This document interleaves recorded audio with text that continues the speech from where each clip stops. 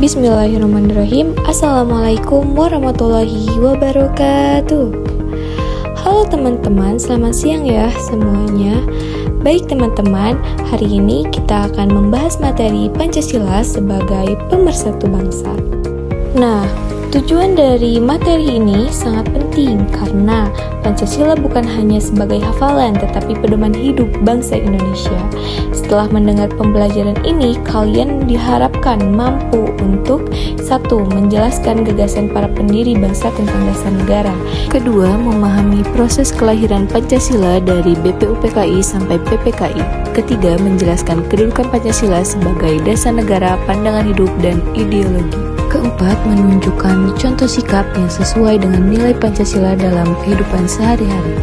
Teman-teman sekalian, kalian tahu nggak bahwa Indonesia adalah negara yang sangat majemuk?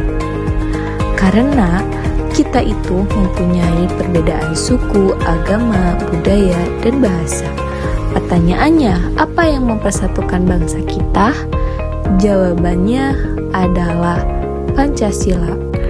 Mengapa Pancasila? Karena Pancasila itu menjadi pedoman kita untuk berpikir, pedoman kita untuk bersikap, dan juga pola untuk bertindak dalam kehidupan berbangsa dan juga bernegara.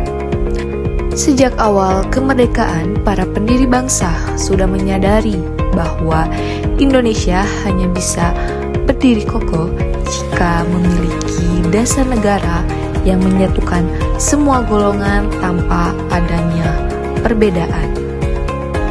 Sekarang kita bahas mengenai gagasan tokoh-tokoh bangsa. Yang pertama, Muhammad Yamin, di mana beliau menekankan tentang pentingnya mengenai nilai-nilai permusyawaratan, perwakilan, dan juga kebijaksanaan. Yang kedua, Supomo menekankan bahwa Indonesia memiliki keberagaman adat dan juga budaya, sehingga negara harus menghormati tentang perbedaan itu. Yang ketiga yaitu Soekarno, di mana beliau itu yang pertama kali menyebutkan istilah Pancasila sebagai 5 dasar negara. Yang keempat, Muhammad Hatta.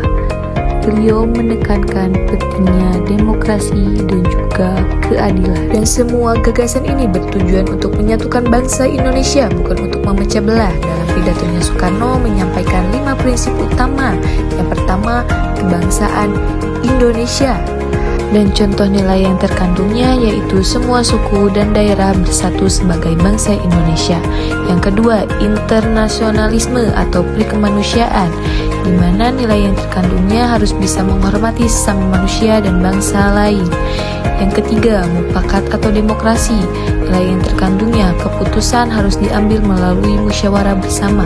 Yang keempat, kesejahteraan sosial, di mana nilai yang terkandungnya yaitu tidak boleh ada kemiskinan di Indonesia yang merdeka. Yang kelima, ketuhanan yang berbudaya, di mana nilai yang terkandungnya yaitu bertuhan dengan saling menghormati antar agama.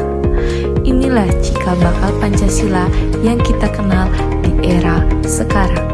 Proses kelahiran Pancasila melalui beberapa tahap. Yang pertama, sidang BPUPKI yang dilaksanakan 29 Mei sampai 1 Juni 1945, di mana membahas mengenai dasar negara dan melahirkan gagasan Pancasila.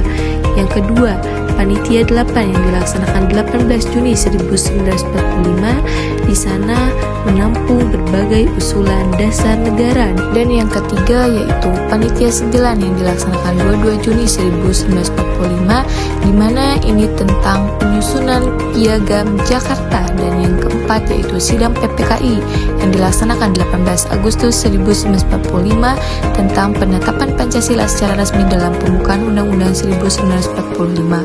Proses ini menunjukkan musyawarah, toleransi, dan juga persatuan.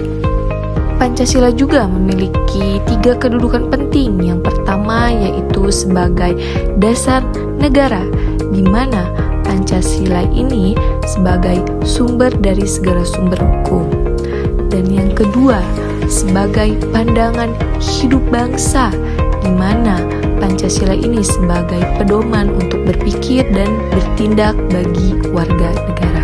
Yang ketiga, sebagai ideologi negara, di mana Pancasila ini sebagai arah dan cita-cita bangsa Indonesia.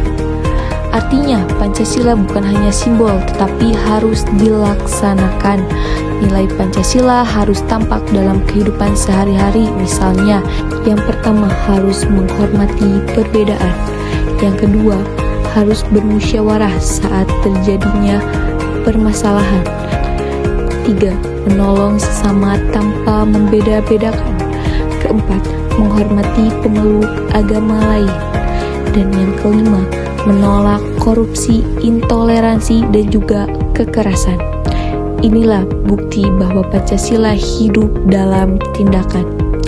Pancasila juga mengandung nilai. Yang pertama, ketuhanan dan moral spiritual. Yang kedua, cinta tanah air dan nasionalisme. Yang ketiga, kemanusiaan dan keadilan sosial. Dan yang keempat, demokrasi dan musyawarah. Yang kelima, yaitu kesejahteraan dan tanggung jawab sosial. Semua nilai-nilai ini saling berkaitan dan memperkuat persatuan bangsa. Sebagai penutup, Pancasila lahir dari perjuangan dan pemikiran para pendiri bangsa. Nilai Pancasila menjadi pedoman hidup bangsa Indonesia. Generasi muda memiliki peran penting untuk menjaga dan mengamalkannya. Pancasila tidak akan hidup jika hanya dihafal, tetapi hidup jika diamalkan. Terima kasih atas perhatiannya. Mungkin dicukupkan sekian.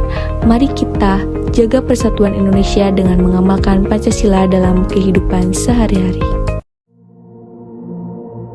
Different but still one.